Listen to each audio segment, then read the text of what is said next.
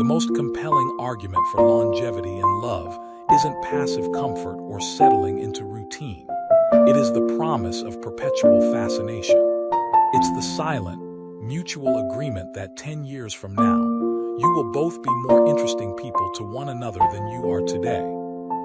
This promise elevates a relationship from a historical record of shared memories to a forward-looking pact for growth.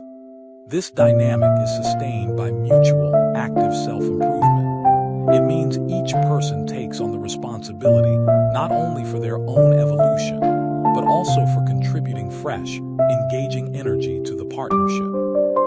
This active self-improvement involves 1. Intellectual curiosity, learning new skills, reading challenging books, and pursuing novel interests. 2. Emotional maturity, committing to processing old hurts, developing better communication, and achieving greater empathy.